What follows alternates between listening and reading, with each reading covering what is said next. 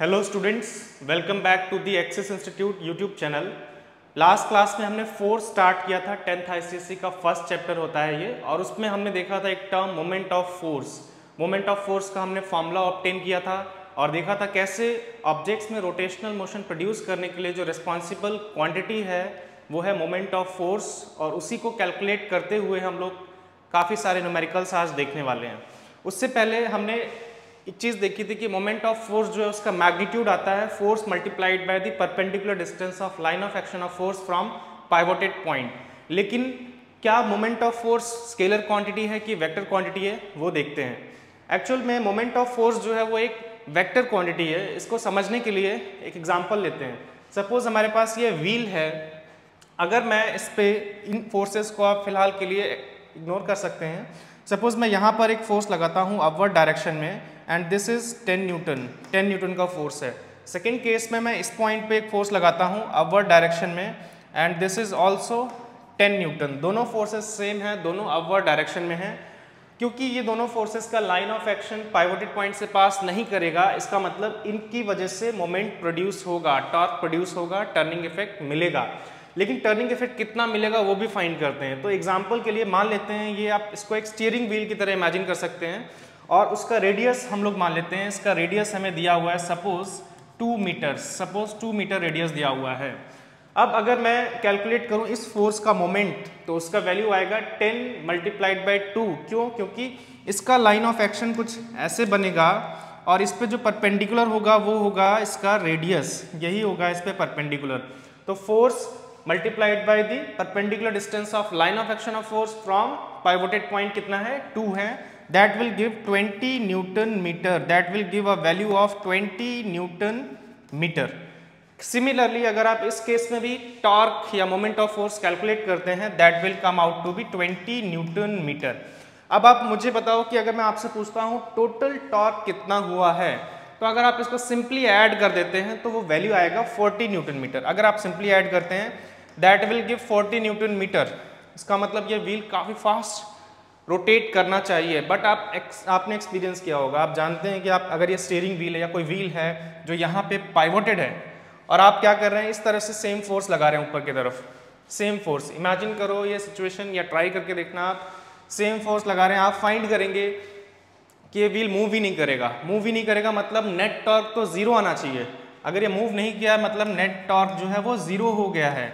But ये कैसे possible है? यहाँ पे भी टॉर्क लग रहा है, यहाँ पे भी टॉर्क लग रहा है। तो ऐसा फोर्सेस के केस में पॉसिबल होता था। आपको याद होगा, जैसे अगर ये एक ब्लॉक है और इस पर मैं 10 न्यूटन फोर्स लेफ्ट की तरफ अप्लाई करता हूँ और 10 न्यूटन फोर्स राइट की तरफ अप्लाई करता हूँ, तो इस केस में नेट फोर्स जीरो हो जाता है, क्योंकि फोर्सेस वेक्टर क्वांटिटीज हैं और ये डायरेक्शंस के अकॉर्डिंग इनका एडिशन होता है। अपोजिट डायरेक्शंस में ये कैंसल आउट करते हैं, सेम डायरेक्शंस में ये एड अप हो जाती हैं। तो वैसा ही कुछ नेचर हमको टॉर्क का भी देखने को मिल रहा है। इस केस में अगर हम देखें तो ये लेफ्ट केस में इस वाले फोर्स, ये फोर्स इस व्हील को इस तरह से घुमाने की कोशिश करेगा, यानी कि क्लॉकवाइज डायरेक्शन में घुमाने की कोशिश करेगा, और ये वाला फोर्स व्हील को एंटी क्लॉकवाइज डायरेक्शन में घुमाने की कोशिश करेगा। ये दोनों भले ही फोर्सेस सेम डायरेक्शन में है, बट इनकी वजह से जो टॉर्क प्रोड्यूस होगा, जो कि टर्निंग इफेक्ट प्रोड्यूस कर रहा है, वो टर्निंग इफेक्ट अपोजिट डायरेक्शन में, ये क्लॉकवाइज डायरेक्शन में घुमाने की कोशिश कर रहा है और ये एंटी क्लॉकवाइज डायरेक्शन में। यानी मैग्नीट्यूड तो सेम है टॉर्क के, बट उनकी वजह से जो टर्निंग इफेक्ट प्रोड्यूस होगा उनके डायरेक्शंस अपोजिट हैं। और जैसे ये फोर्सेस यहाँ पे कैंसल आउट हो रही हैं, वैसे ये भी यहाँ पे कैंसल आउट हो जा रहा है। ये दोनों टॉर्क की वैल्यूज कैंसल आउट हो जा रही हैं, क्योंकि दोनों अपोजिट डायरेक्शन में टर्निंग इफेक्ट प्रोड्यूस कर रहे हैं। इससे पता चलता है कि जो टॉर्क है या मोमेंट ऑफ फोर्स है वो एक वेक्टर क्वांटिटी है। वो डायरेक्शंस के अकॉर्डिंग आपको उनका एडिशन करना होगा, सिंपली ऐसे ही ऐड नहीं कर सकते हैं। कुछ एग्जांपल्स देखते हैं। जैसे यहाँ पे जो फोर्सेस दिखा रखी हैं, इस केस में देखते हैं, इस फोर्स का नाम लिख लेते हैं F1, this is F2, this is F3, this is F4।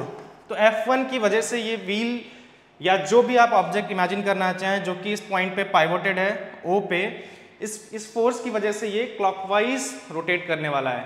इस फोर्स की वजह से अगर हम देखें तो ये इसको एंटी क्लॉकवाइज रोटेट कराएगा। ये किस तरफ रोटेट कराएगा? ये इसको क्लॉकवाइज रोटेट कराएगा। इसी तरीके से ये फोर्स कैसे रोटेट कराएगा? ये भी क्लॉकवाइज रोटेट कराएगा। तो हर एक फोर्स जो टर्निंग इफेक्ट प्रोड्यूस करता है वो एक पर्टिकुलर डायरेक्शन में प्रोड्यूस करता है। जिस डायरेक्शन में बॉडी रोटेट करता है एक पर्टिकुलर फोर्स की वजह से, उसी को हम लेते हैं direction of moment of force. तो हम बोलेंगे F1 जो फोर्स है इसका direction of moment of force clockwise है, F4 का ये भी क्लॉकवाइज है, F2 का एंटी क्लॉकवाइज है, क्योंकि ये जो टर्निंग इफेक्ट प्रोड्यूस करेगा वो एंटी क्लॉकवाइज डायरेक्शन में प्रोड्यूस करेगा, और इसकी वजह से क्लॉकवाइज है। तो जो direction of moment of force है वो क्या है? Direction of rotation of body by that force. उस पर्टिकुलर फोर्स की वजह से जो मोमेंट प्रोड्यूस होगा उसका डायरेक्शन वही लिया जाएगा जो direction of rotation of body होगा। अब जब हम टॉर्क्स को ऐड करते हैं तो एडिशन में आपको ध्यान रखना है कि अपोजिट डायरेक्शन में जो टॉर्क होंगे वो कैंसल आउट होंगे और सेम डायरेक्शन वाले ऐड अप हो जाएंगे। उसके लिए एक एग्जांपल और लेते हैं। इन फोर्सेस को फिर से हम लोग थोड़ी देर के लिए इग्नोर करते हैं। सपोज यहाँ पर अपवर्ड डायरेक्शन में 10 न्यूटन का फोर्स लग रहा है और दूसरे केस में 10 न्यूटन का फोर्स डाउनवर्ड डायरेक्शन में लग रहा है। तो ये दोनों फोर्सेस तो अपोजिट डायरेक्शन में हैं, लेकिन देखते हैं इनकी वजह से जो मोमेंट प्रोड्यूस होगा उसका डायरेक्शन क्या है।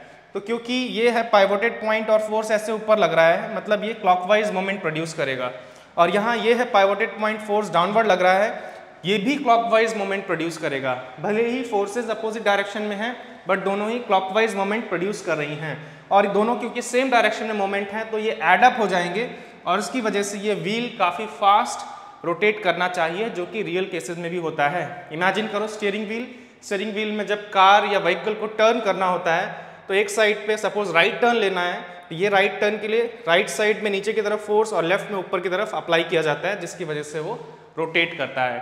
तो क्योंकि यहाँ पे मोमेंट ऑफ फोर्स या टॉर्क सेम डायरेक्शन में थे तो वो एड अप हो गए। इसका मतलब टॉर्क जो है वो वेक्टर की तरह बिहेव कर रहा है, उसका एडिशन वेक्टर्स की तरह हो रहा है, इसीलिए टॉर्क या moment of force is a vector quantity.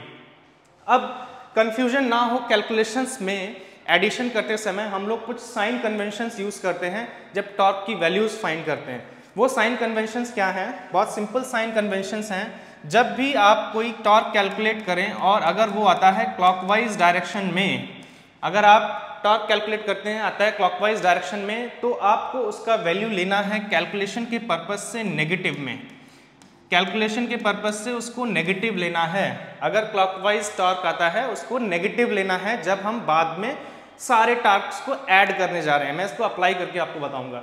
इसी तरीके से अगर किसी केस में टॉर्क आता है एंटी क्लॉकवाइज डायरेक्शन में, अगर एंटी क्लॉकवाइज डायरेक्शन में टॉर्क आता है तो आपको लेना है उसका वैल्यू पॉजिटिव। ये साइन कन्वेंशंस हैं। साइन कन्वेंशंस का मतलब ये कुछ सिंपल रूल्स हैं जिसके अकॉर्डिंग अगर हम लोग एडिशन करते हैं तो हमें करेक्ट रिजल्ट्स मिलेंगे। आप उल्टा साइन कन्वेंशन भी यूज कर सकते हैं, बट 10th ICSE के सिलेबस के अकॉर्डिंग जो साइन कन्वेंशन फॉलो किए गए हैं हम उसके अकॉर्डिंग चल रहे हैं। क्लॉकवाइज के लिए नेगेटिव और एंटी क्लॉकवाइज के लिए पॉजिटिव, ध्यान रखेंगे।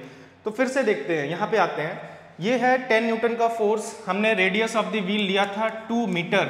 अगर हम इसका टॉर्क कैलकुलेट करें, जिसको मैं लिखने वाला हूँ τ1, that will be equals to force, पहले हम सिंपली फॉर्मूला लिखते हैं, force multiplied by the perpendicular distance.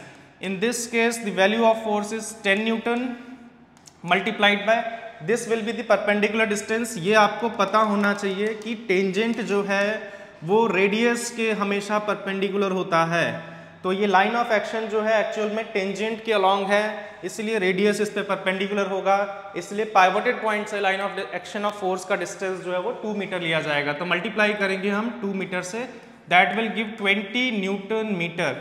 और उसके बाद ये 20 न्यूटन मीटर डायरेक्शन भी देखते हैं, क्योंकि ये क्लॉकवाइज टॉर्क प्रोड्यूस करेगा, क्लॉकवाइज टॉर्क प्रोड्यूस करेगा, वो हमें लेना है नेगेटिव, इसलिए हम यहाँ पे लिखेंगे माइनस, और ये साइन हम यहीं से लगाना शुरू करेंगे फॉर्मूले के जस्ट बाद से।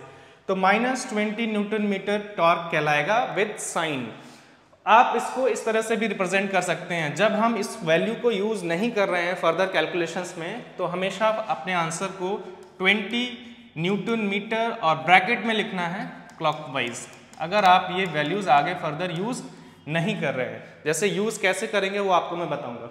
इसी केस में फिर से इसको कैलकुलेट करते हैं। इस केस में सेकंड केस में अगर टॉर्क निकालेंगे तो सेकंड केस में फोर्स है 10 newton multiplied by the perpendicular distance is 2 metre. तो इनटू क्या करेंगे हम लोग 2 मीटर से, and that will give 20 newton metre. But फिर से आपको ध्यान रखना है इस केस में क्लॉकवाइज टॉर्क है और क्लॉकवाइज के लिए हमें माइनस साइन लेना है, नेगेटिव। तो यहाँ पे नेगेटिव आएगा, यहाँ पे भी नेगेटिव आएगा, -20 न्यूटन मीटर जब आप कैलकुलेशन के लिए ये टॉर्क का वैल्यू यूज़ करेंगे। अगर आप कैलकुलेशन के लिए यूज़ नहीं करते हैं, आप सिंपली इसको ऐसे भी लिख सकते हैं 20 न्यूटन मीटर एंड ब्रैकेट में डायरेक्शन क्लॉक वाइज। अब देखते हैं अगर मुझे फाइंड करना है टोटल टॉर्क कितना हुआ है। टोटल टॉर्क का मतलब जब एक से ज़्यादा फोर्सेस लग रहे हैं उस केस में हम कैलकुलेट करते हैं नेट टॉर्क। और नेट टॉर्क कैसे आता है? It is equal to the algebraic sum of all the torque और moments acting on the body. फिर से रिपीट कर रहा हूं मैं, नेट टॉर्क या नेट मोमेंट हम कैसे फाइंड करेंगे? नेट टॉर्क या नेट मोमेंट या रिजल्टेंट मोमेंट, इन वर्ड्स में कंफ्यूजन नहीं होना चाहिए। नेट, रिजल्टेंट, टोटल सबका मीनिंग यहाँ पे सेम है। रिजल्टेंट नेट मोमेंट फाइंड करना है तो क्या करना है? Algebraic sum of, algebraic, it is always equal to algebraic sum of moments due to individual forces।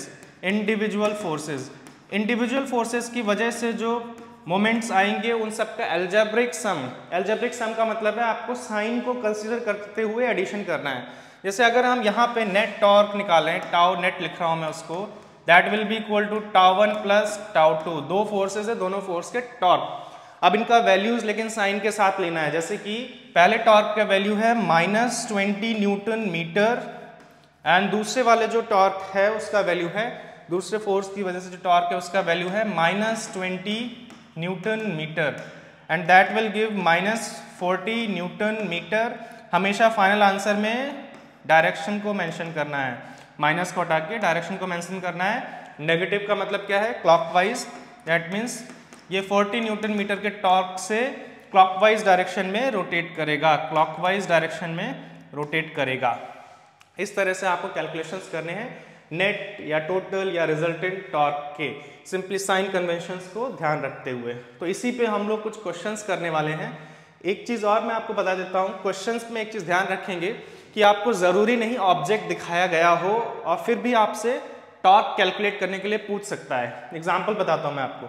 Suppose आपको दिया ये एक फोर्स और बोला गया ये फोर्स है 10 न्यूटन का और आपको यहाँ ऑब्जेक्ट नहीं दिखाया जिस पे ये फोर्स लग रहा है। आपको क्या बताया? एक पॉइंट बताया है, एक पॉइंट है यहाँ पर, ये रहा। दो पॉइंट ले लेते हैं, सपोज एक पॉइंट यहाँ पर है, ये दो पॉइंट्स दिए हैं और दोनों पॉइंट्स का नेम दिया है, ये O है और सपोज ये A है और इस पॉइंट का perpendicular distance from the line of action of force हमें दिया हुआ है 2 मीटर और पॉइंट A का perpendicular distance from line of action of force suppose हमें दिया हुआ है 3, ये कम है इससे तो हम इसको 1.5 मीटर ले लेते हैं, सपोज 1.5 मीटर। और फिर आपसे बोलेगा find the torque of this force about point O।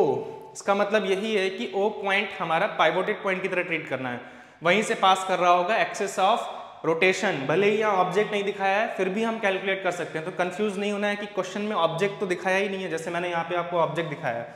तो कैलकुलेट करते हैं।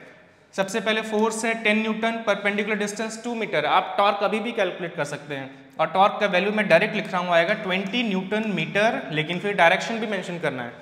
तो आपको अगर कंफ्यूजन होता है डायरेक्शन में, आप इमेजिन कर सकते हैं अपने पेन का एक एंड पाइवोटेड पॉइंट के पास और दूसरा ऐसे, और फिर उस पर उसी डायरेक्शन में फोर्स लगा के देखो ये कैसे रोटेट करेगा, क्लॉकवाइज। इसलिए डायरेक्शन क्या हो जाएगा? क्लॉकवाइज। तो यानी कि ये टॉर्क जो जाएगा क्लॉकवाइज। सेकेंड केस में भी यही कर सकते हो, पाइवोटेड पॉइंट ये रहा, इस पे फोर्स लगेगा ऊपर से इस तरफ क्लॉकवाइज डायरेक्शन में, इसलिए जो टॉर्क आएगा क्लॉकवाइज डायरेक्शन में, तो मोमेंट जो आएगा 15 न्यूटन मीटर क्लॉकवाइज। एंड जब आप नेट टॉर्क निकालने जा रहे होंगे किसी पॉइंट के अबाउट, तो आप वैल्यूज को साइन के साथ लेंगे। ये सारी चीजें ध्यान में रखते हुए कुछ क्वेश्चंस करते हैं आज पर्टिकुलर टॉपिक पे बेस्ड। तो पहला क्वेश्चन हमारे पास जो है इसमें दिया हुआ है 3 फोर्सेज हैं A, B एंड C और इन सब का मैग्नीट्यूड जो है वो 4 न्यूटन है। सभी फोर्सेस का मैग्नीट्यूड हमें दिया हुआ है 4 न्यूटन और हमसे पूछा है which force has the least moment, which has the greatest moment, और इनमें से कौन सा क्लॉकवाइज मोमेंट प्रोड्यूस करेगा, कौन सा एंटी क्लॉकवाइज। देखते हैं, ये इजी क्वेश्चन है। देखो यहाँ ऑब्जेक्ट फिर से नहीं दिया हुआ है, फोर्स A से शुरू करते हैं। एक काम करते हैं, सबका मोमेंट कैलकुलेट करते हैं। तो torque due to A, torque due to force A क्या होगा? फोर्स A का value force multiplied by perpendicular distance. तो फोर्स कितना है हमारे पास? 4 न्यूटन मल्टीप्लाइड बाय जो परपेंडिकुलर डिस्टेंस है यहाँ डायरेक्टली दिया हुआ है, line of action of force से परपेंडिकुलर डिस्टेंस ओ के अबाउट पूछा गया है और वो दिया है 0.9 मीटर, तो that will give 3.6 newton metre और साथ में डायरेक्शन मेंशन करना है। यहाँ पे टोटल टॉर्क अभी हम कैलकुलेट नहीं कर रहे, तो आप सिंपली क्लॉकवाइज या एंटी क्लॉकवाइज मेंशन कर सकते हैं। कैसे करेंगे? अगर कंफ्यूजन होता है, आपके पेन को एक पाइवोटेड पॉइंट के एक एंड पे रखना है और फोर्स को उसी डायरेक्शन में अप्लाई करो उस पर दूसरे एंड पे, तो ये क्लॉकवाइज रोटेट करेगा। This is clockwise moment, this is clockwise moment. Second case में देखते हैं, बी वाले केस में जल्दी से देखते हैं। Tau B equals to force कितना है, फिर से डायरेक्ट लिख रहा हूं मैं, 4 newton multiplied by perpendicular distance is 0.8 metre, that will give 3.2 newton metre, 3.2 newton metre. और इसका भी डायरेक्शन देखते हैं, डायरेक्शन क्या आ रहा है? क्लॉकवाइज। तो क्या आएगा यहाँ पे?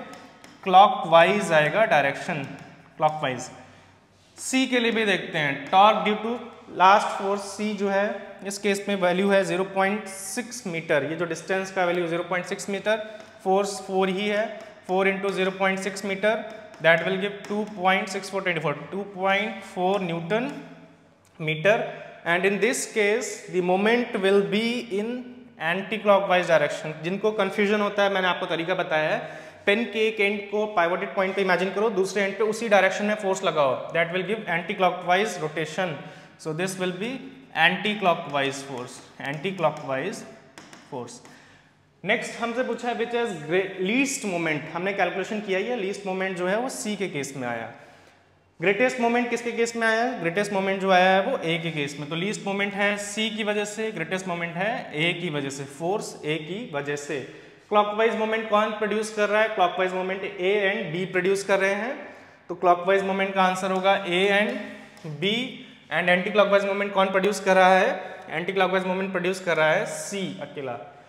हो सकता है आपको ऐसा ही क्वेश्चन आए और उसमें आपको फोर्स का मैग्नीट्यूड नहीं दिया है, फिर भी आप इन क्वेश्चंस को आंसर कर सकते हैं, क्योंकि हम जानते हैं हमसे सिर्फ यहाँ पे क्लॉकवाइज, एंटी क्लॉकवाइज, लीस्ट और ग्रेटेस्ट मोमेंट पूछा है, वैल्यूज नहीं पूछा है। तो कैसे बताएंगे उस केस में?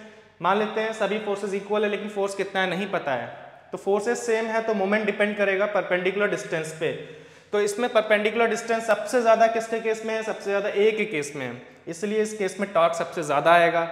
और सबसे कम किसके केस में? सी के केस में, इसलिए टॉर्क सबसे कम सी के केस में आएगा। इस तरह से क्लॉकवाइज मोमेंट आप बहुत इजीली देख सकते हैं, डायग्राम को देख के बता सकते हैं कौन सा क्लॉकवाइज और कौन सा एंटी क्लॉकवाइज मोमेंट होगा। अच्छा, एक और चीज देख लेते हैं जो इस क्वेश्चन में नहीं पूछा है। सपोज आपसे बोला जाए कि net torque, find the net torque about point O. ध्यान रखना है जब भी हम टॉर्क कैलकुलेट करते हैं वो किसी पॉइंट के अबाउट होता है, जिसको हम पाइवोटेड पॉइंट या जहां से एक्सिस ऑफ रोटेशन पास करेगा, तो वो हमेशा क्वेश्चन में ध्यान से देखना है किस पॉइंट के अबाउट बोल रहा है। तो पॉइंट ओ के अबाउट हो गए, अगर हमें नेट टॉर्क निकालना है तो tau net will be equal to tau A plus tau B plus tau C. कैसे फाइंड करेंगे?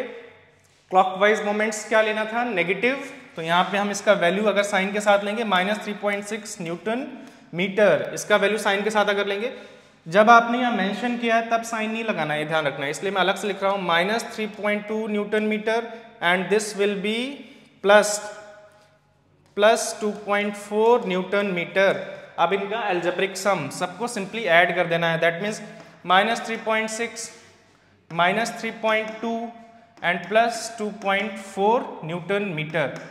सिंपली इस तरह से ऐड करना है, करते हैं जल्दी से इसको। ये आएगा 6.8 -6.8 plus 2.4, that will give 4 and 4.4 -4.4 newton metre.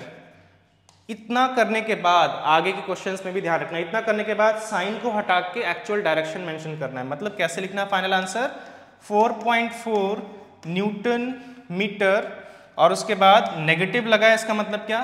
Clockwise. यहाँ पे नेगेटिव का मतलब क्या है? क्लॉकवाइज। इस तरह से आपको क्वेश्चंस को अटेम्प्ट करना है। ठीक है, जल्दी से आगे चलते हैं और कुछ क्वेश्चंस देखते हैं।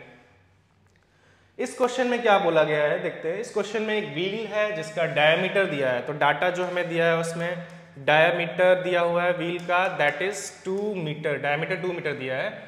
और एक्सेल जो है वो पास कर रहा है पॉइंट ओ से पास कर रहा है एक्सेल। एक फोर्स है 2 न्यूटन का अप्लाई किया गया पॉइंट बी पे, इस तरह से अप्लाई किया गया, आप गेस कर सकते हैं, इस वजह से ये क्लॉकवाइज डायरेक्शन में मूव करेगा, रोटेट करेगा। Calculate the moment of force about point O. ध्यान से देखो, यहाँ पे पॉइंट बताया, पहले ओ के अबाउट मोमेंट कैलकुलेट करना है, फिर ए के अबाउट कैलकुलेट करना है। तो ओ के अबाउट कैलकुलेट करते हैं, ऐसे लिखेंगे टॉर्क अबाउट ओ, आप ऐसे लिख सकते हैं about O equals to force multiplied by perpendicular distance, जो हमारा फॉर्मूला है। फोर्स कितना है, फोर्स है 2 newton, multiplied by perpendicular distance, pivoted point से line of action of force सबसे पहले ड्रॉ करना है। Line of action of force, इसका परपेंडिकुलर डिस्टेंस जो होगा वो रेडियस ही है, और वो कितना है, डायमीटर 2 मीटर है, that means radius is 1 metre, radius is given as 1 metre, so multiplied by 1 metre, that will give 2 newton metre. 2 newton metre जो है टॉर्क का वैल्यू आ जाएगा, मैग्नीट्यूड आ जाएगा, और साथ में मेंशन करना है डायरेक्शन, जो कि देगा हमें क्लॉकवाइज डायरेक्शन में टॉर्क, यानी यहाँ मेंशन करेंगे हम लोग क्लॉकवाइज। उसके बाद नेक्स्ट में पूछा है पॉइंट ए के अबाउट मोमेंट फाइंड करना है। तो पॉइंट ए के अबाउट मोमेंट फाइंड करना है, सेम प्रोसेस है। सबसे पहले क्या ड्रॉ करना है, line of action of force. देखो पॉइंट चेंज हो गया है, पॉइंट ए के अबाउट मोमेंट फाइंड करने का मतलब इस बार हमने यहाँ पे पाइवोट किया है, मतलब ये पूरा व्हील ऐसे घूमेगा, इस तरह से घूमते हुए जाएगा। एग्जाम्पल के लिए, पहले केस में मिडिल में पाइवोट किया है तो कैसे घूमेगा, इस तरह से, लेकिन अगर बॉटम में पाइवोट किया तो कैसे घूमेगा, इस तरह से, ठीक है। मिडिल में पाइवोट किया है तो इस तरह से घूमेगा, और बॉटम में पाइवोट किया है तो इस तरह से घूमेगा, ठीक है। तो देखते हैं बॉटम वाले पॉइंट के लिए कैसे हम लोग फाइंड करेंगे। बॉटम वाले पॉइंट से line of action of force के तक का डिस्टेंस फाइंड करना है। वो कैसे मिलेगा हमको, सिंपली एक वर्टिकल लाइन ड्रॉ करना है जो जाके इस पे परपेंडिकुलर हो, और वो एक्चुअल में इस केस में किसके इक्वल होगा, डायमीटर ऑफ द व्हील के। इसलिए सेकेंड केस में हमें टॉर्क निकालना है अबाउट पॉइंट ए के अबाउट अगर टॉर्क निकालना है, force multiplied by perpendicular distance. Force हमारे पास वही है सेम 2 न्यूटन, इस बार डिस्टेंस हो गया 2 metre, that will give 4 newton metre. और फिर से ये कैसे घूमने वाला है व्हील, क्लॉकवाइज, तो इसका डायरेक्शन भी मेंशन करेंगे क्लॉकवाइज डायरेक्शन में। और एक क्वेश्चन करते हैं इस टॉपिक पे बेस्ड। इस क्वेश्चन को देखते हैं, यहाँ पे क्या दिया हुआ है, एक डायग्राम दिया है जिसमें 2 फोर्सेस दिखाई हैं, 5 न्यूटन एंड 3 न्यूटन के फोर्सेस हैं, acting at points A and B पे एक्ट कर रही हैं of a rod pivoted at O पे pivoted a rod such that O A का value 2 metre and O B का वैल्यू दिया है 4 मीटर। कैलकुलेट करना है moment of force F1 about O. तो इस फोर्स का मोमेंट कैलकुलेट करना है ओ के अबाउट, फिर F2 का मोमेंट कैलकुलेट करना है ओ के अबाउट, फिर टोटल मोमेंट कैलकुलेट करना है। तो इस क्वेश्चन के थ्रू आपको काफ़ी सारी चीज़ें समझ में आएंगी। सबसे पहले हम करते हैं फर्स्ट जो इसका बिट है। फर्स्ट बिट ने बोला है मोमेंट कैलकुलेट करना है अबाउट टू F1 का, तो मैं टॉर्क फॉर F1 को ऐसे मेंशन कर देता हूँ, और ये होगा F1 मल्टीप्लाइड बाय, मैं R1 लिख रहा हूँ, जो परपेंडिकुलर डिस्टेंस जो भी होगा वो हम फाइंड करेंगे। तो इस बार जो अबाउट O का मतलब हमारा पाइवोटेड पॉइंट ये लिया जाएगा, जब भी अबाउट कोई पॉइंट बताएगा वहीं से पास करेगा एक्सिस ऑफ रोटेशन। तो एक्सिस ऑफ रोटेशन यहाँ से पास करेगा, एक्सिस ऑफ रोटेशन ये रहा हमारा। फोर्स जो है उसका लाइन ऑफ एक्शन ड्रॉ करेंगे जल्दी से, ये हो गया line of action of force. और line of action of force का परपेंडिकुलर डिस्टेंस जो एक्चुअल में इस रॉड के अलॉन्ग ही होगा। ये बहुत सिंपल केस है क्योंकि फोर्स वर्टिकल है और रॉड जो है वो हॉरिजॉन्टल है, तो वो है 2 मीटर। तो जल्दी से कैलकुलेट करते हैं इसको। फोर्स का वैल्यू दिया हुआ है 5 newton multiplied by 2 metre and that will give 10 newton metre. Units को मिस नहीं करना है। और डायरेक्शन पता करते हैं। देखो ये एंड जो है यहाँ पे फिक्स्ड है और फोर्स ऐसे लग रहा है, मतलब ये कैसे घूमेगा, एंटी क्लॉकवाइज सेंस में घुमाने की कोशिश करेगा। तो इसलिए यहाँ पे लिखेंगे हम लोग एंटी क्लॉकवाइज मेंशन किया जाएगा डायरेक्शन में। सेकेंड केस में सेम प्रोसेस से फाइंड करना है। तो सेकेंड केस में फिर से torque due to force F2 will be equal to F2 multiplied by distance को मैं R2 लिख रहा हूँ। फोर्स हमें दिया हुआ है 3 न्यूटन मल्टीप्लाइड बाय डिस्टेंस की बात करते हैं, ये रहा। फिर से line of action of force draw करेंगे। Line of action of force is vertical, so this horizontal distance will be the perpendicular distance from the axis of rotation of the line of action of force which is 4। That means हम multiply में लिखेंगे 4 metre, this will give 12 newton metre. और 12 newton metre किस direction में ये भी mention करना है। तो क्योंकि राइट साइड में फोर्स लग रहा है, पाइवोटेड पॉइंट लेफ्ट में है, बहुत स्टूडेंट्स को कंफ्यूजन होता है, उसका मैंने आपको तरीका बताया, ये तरीका यूज़ करो। लेफ्ट जो एंड पाइवोटेड है वहाँ पे आपके पेन का एक एंड रखना है, इमेजिन करना है इसको रॉड, और फोर्स उसी डायरेक्शन में दूसरे एंड पे लगाओ। ये क्लॉकवाइज रोटेट करने वाला है तो यहाँ लिखेंगे क्लॉकवाइज, यहाँ लिखेंगे क्लॉकवाइज, ठीक है। अब हमें फाइंड करना है नेट टॉर्क। याद है नेट टॉर्क फाइंड करना है तो algebraic sum, net torque will be equal to torque due to force F1 plus torque due to force F2। F1 की वजह से टॉर्क कितना है 10 newton metre, but clockwise direction, anti clockwise direction में। Anti clockwise का मतलब है यहाँ पे पॉजिटिव लेना है इसको, तो इसका वैल्यू अगर हम साइन के साथ लें तो ये होगा प्लस 10 न्यूटन मीटर, और इसका साइन के साथ अगर वैल्यू रखें तो आएगा माइनस 12 न्यूटन मीटर, क्योंकि ये किस डायरेक्शन में है, क्लॉकवाइज डायरेक्शन में। तो पुट करते हैं वैल्यूज को, प्लस 10 न्यूटन मीटर, उसके बाद प्लस -12 न्यूटन मीटर, और ये हमें दे देगा -2 न्यूटन मीटर। अगर हम लोग साइन को हटा के सिंपली लिखते हैं इसको 2 न्यूटन मीटर, तो माइनस साइन अगर हटता है तो क्या बताना है, माइनस का मतलब यहाँ पे होता है क्लॉकवाइज। तो फाइनल आंसर हमेशा साइन को हटा के लिखना होता है, फाइनल आंसर। इस स्टेप के बाद ये स्टेप लिखना जरूरी है क्लैरिटी के लिए कि आपने जो साइन कन्वेंशन लिया उसका मीनिंग क्या है। तो ये हमारा क्वेश्चन यहाँ पे सॉल्व होता है।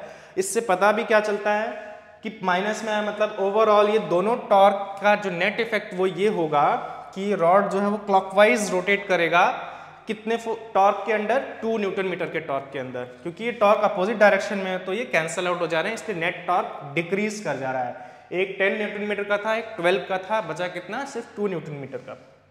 और एक क्वेश्चन देखते हैं।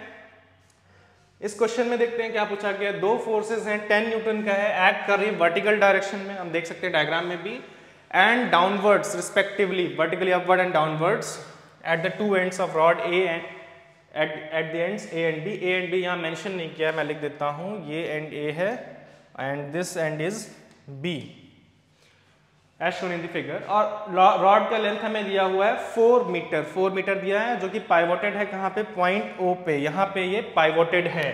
पूछा गया है magnitude of resultant moment of force about pivot point, मतलब इस पॉइंट के अबाउट रिजल्टेंट मोमेंट फाइंड करना है, नेट मोमेंट फाइंड करना है। तो देखते हैं, सबसे पहले इस वाले फोर्स का टॉर्क निकालते हैं, फिर इसका निकालते हैं, और फिर उसका हम लोग अलजेब्रिक सम करेंगे। मैंने आपको बताया था रिजल्टेंट, नेट और टोटल सबका मीनिंग क्या है, सेम है। Resultant moment, resultant torque, resultant net torque, net moment, resultant torque, सबका मीनिंग क्या है, सेम है। देखते हैं, torque at due to force, इसको मैं ए से रिप्रेजेंट कर दे रहा हूँ, तो torque due to force at A will be equal to force multiplied by the perpendicular distance, और फोर्स हमें दिया है 10 newton multiplied by perpendicular distance. देखो लास्ट क्वेश्चन जैसा था वैसे ही है, यहाँ पे परपेंडिकुलर डिस्टेंस कितना होगा, 2 मीटर होगा, तो मल्टीप्लाई करेंगे हम किससे, 2 मीटर से, and that will give 20 newton metre. 20 newton metre. अब देखते हैं किधर जाएगा, क्लॉकवाइज रोटेट करेगा, तो यहाँ क्या लिखेंगे ब्रैकेट में, क्लॉकवाइज लिखेंगे, ठीक है। उसी तरीके से सेकंड केस, बी पॉइंट पे जो फोर्स लग रहा है उसकी वजह से अगर हम लोग टॉर्क कैलकुलेट करें तो कितना आएगा, 10 न्यूटन मल्टीप्लाइड बाय 2 मीटर। ध्यान रखना 4 मीटर नहीं लेना है, 4 मीटर टोटल डिस्टेंस है, ये मिड पॉइंट पे पाइवोटेड है, इसीलिए हमने डिस्टेंस कितना लिया है यहाँ पे, 2 मीटर। मल्टीप्लाई करेंगे, that will also give 2 newton metre, but in the same direction, clockwise, because it is pivoted here. Force अगर हम डाउनवर्ड लगाएं तो क्लॉकवाइज रोटेशन मिलेगा हमको, तो यहाँ लिखेंगे हम लोग क्लॉकवाइज। सो दोनों टॉर्क जो है सेम डायरेक्शन में है, तो नेट इफेक्ट इंक्रीज करेगा, ये फास्टर रोटेट करेगा दोनों की एक साथ एक्ट करने पे।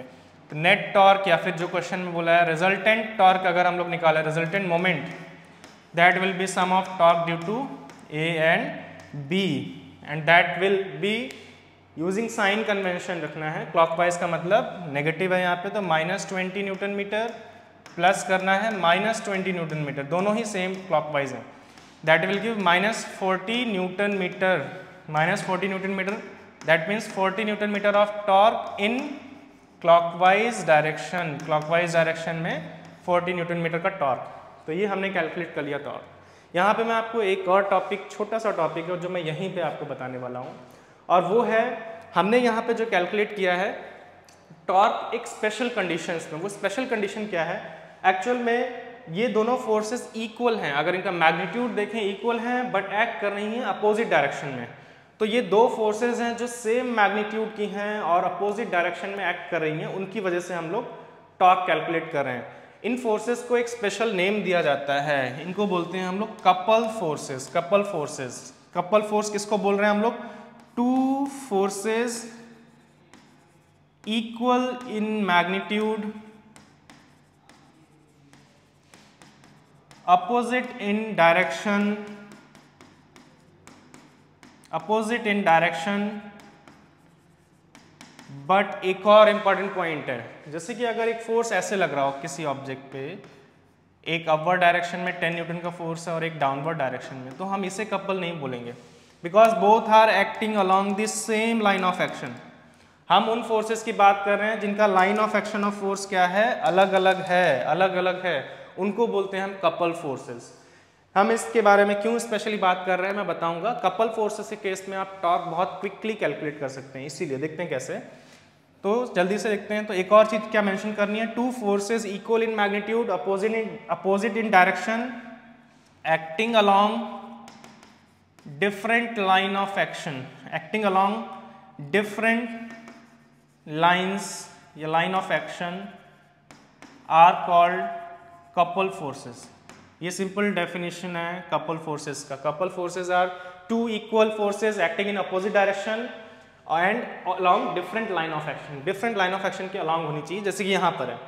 कपल फोर्सेस के केस में टॉर्क कैलकुलेट करने के लिए आप बहुत जल्दी से कैलकुलेशंस कर सकते हैं। कैसे कर सकते हैं? देखो, सबसे पहले हमारे पास यहाँ पे जो टॉर्क आया है वो रिजल्टेंट 40 न्यूटन मीटर का आया है। अगर कपल फोर्सेस कहीं दी, जैसे कि यहाँ पे, तो आपको क्या करना है, कोई भी केस में कपल फोर्सेस की वजह से नेट टॉर्क जो होगा due to couple forces, couple forces की वजह से जो नेट टॉर्क होगा that will be equal to, आपको कोई एक फोर्स लेना है और मल्टीप्लाई करना है सेपरेशन बिटवीन द फोर्सेस से डायरेक्टली। तो क्या करना है, वन ऑफ द फोर्स या मैग्नीट्यूड ऑफ फोर्स, किसी एक फोर्स का magnitude of force multiplied by separation between them.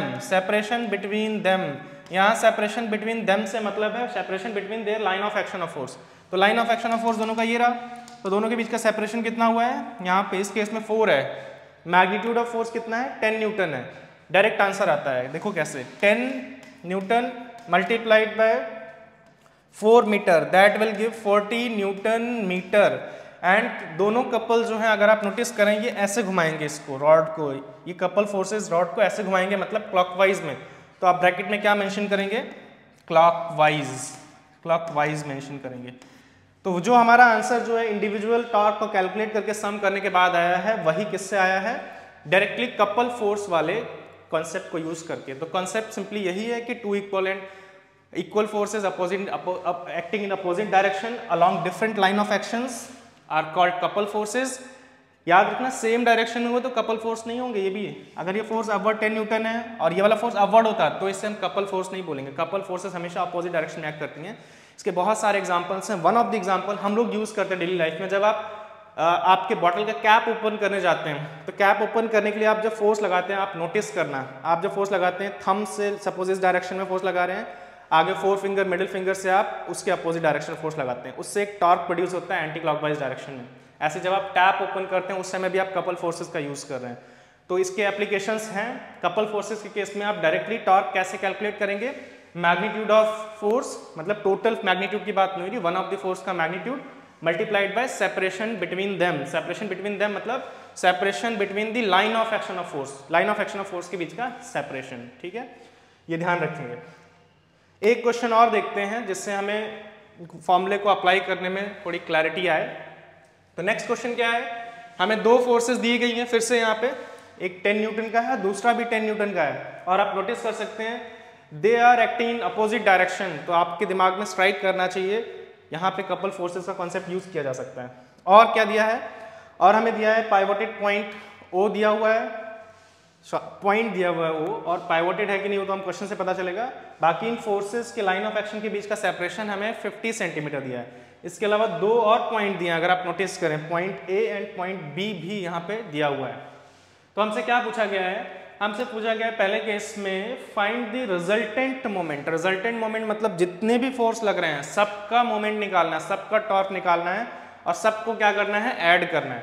तो रिजल्टेंट मोमेंट किसका किसका निकालना है, किस किस पॉइंट के अबाउट निकालना है। अबाउट द पॉइंट ए के अबाउट निकालना है, बी के अबाउट निकालना है, फिर ओ के अबाउट निकालना है। ओ कहाँ पे सिचुएटेड है, एग्जैक्टली मिडिल में, ये मेंशन कर दिया गया है। ए और बी क्लियर दिख रहे हैं, वो इन फोर्सेस के अलॉन्ग ही लाई कर रहे हैं। स्टार्ट करते हैं, वन बाय वन सॉल्व करते हैं फर्स्ट केस के लिए। तो फर्स्ट केस में हमें अगर टॉर्क निकालना है किसके अबाउट, ए के अबाउट, तो मैं इसको ऐसे लिख रहा हूँ, torque about A, total torque निकालना है। लेकिन यहाँ तो एक फोर्स नहीं, दो फोर्सेज हैं, तो दोनों का फोर्स का टॉर्क अलग अलग निकालते हैं। ऐसा करते हैं, मैं इसको बोलूँगा फर्स्ट फोर्स और इसको बोलूँगा सेकेंड फोर्स फिलहाल के लिए। तो torque about A due to first force ऐसे लिख सकते हैं।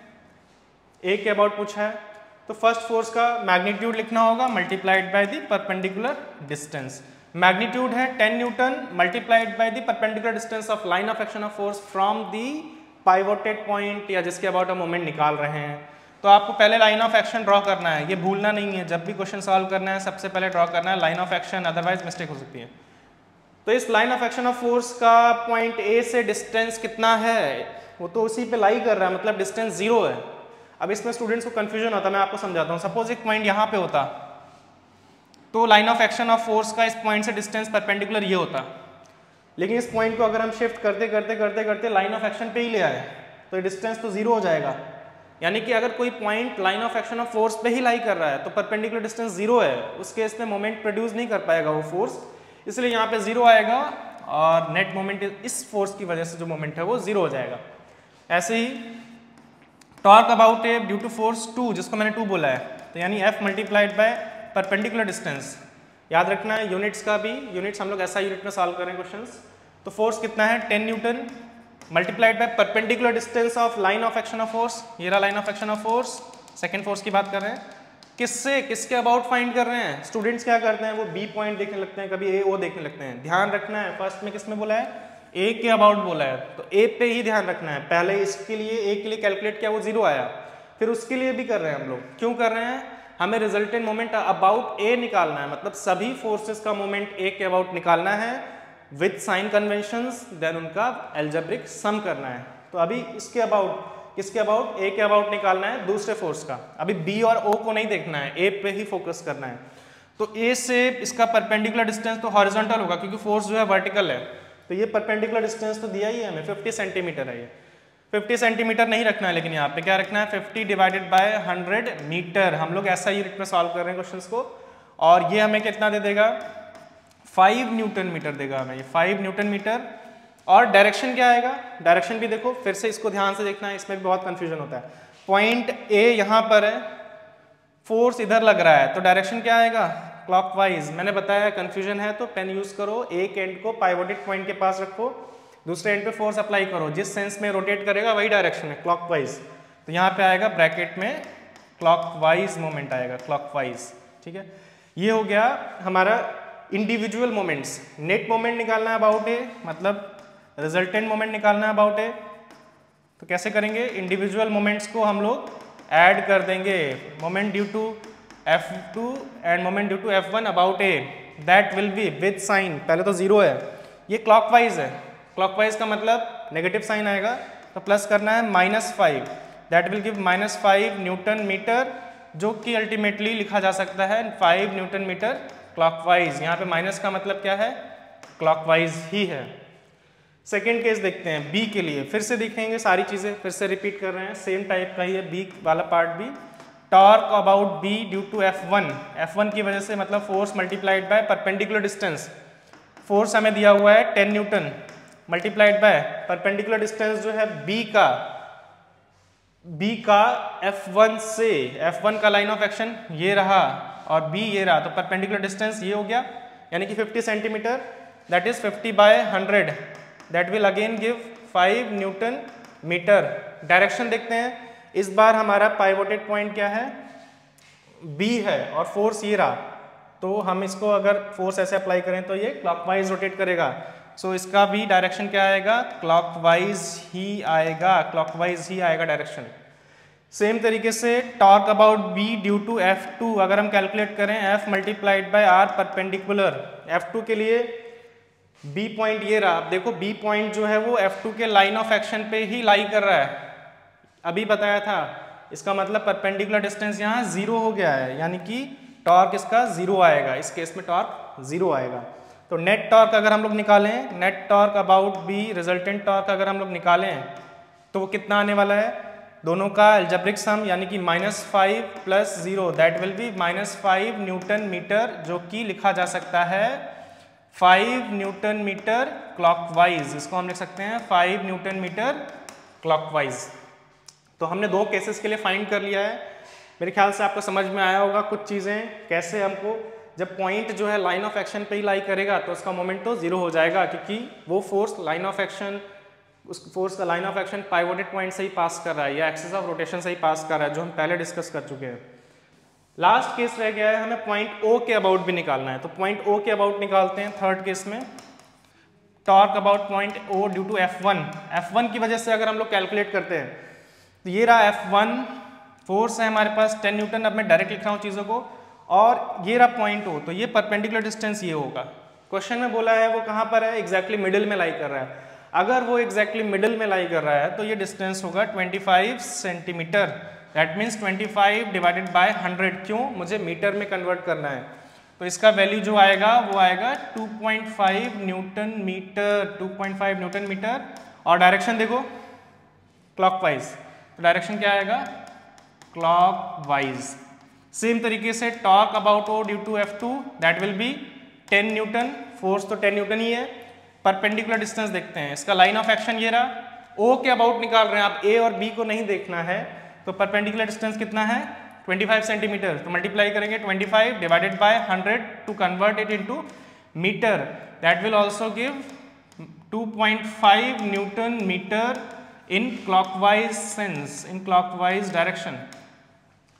नेट टॉर्क निकालना है, इनका क्या करना होगा हमको, सिंपली अलजेब्रिक सम, दोनों क्लॉकवाइज हैं यानी दोनों नेगेटिव में है, डायरेक्ट कर रहा हूं मैं। तो -2.5 newton metre plus -2.5 newton metre, that will give -5 newton metre, -5 newton metre, जिसको हम अल्टीमेटली क्या ले सकते हैं 5 न्यूटन मीटर क्लॉकवाइज। और अब आंसर्स पे फोकस करो, पहले आया 5 न्यूटन मीटर क्लॉकवाइज, दूसरे में भी आया 5 न्यूटन मीटर क्लॉकवाइज, और यहाँ पर भी आया 5 न्यूटन मीटर क्लॉकवाइज। एक्चुअल में ये कपल फोर्सेस हैं, और कपल फोर्सेस के लिए टॉर्क अगर आपको कैलकुलेट करना है तो वो पाइवोटेड पॉइंट पे डिपेंड करता ही नहीं है। देखो हमने पाइवोटेड पॉइंट चेंज किया, लेकिन तीनों ही केस में टॉर्क क्या आया, सेम। वो किस पे डिपेंड करता है, अभी अभी हमने देखा था torque due to couple forces.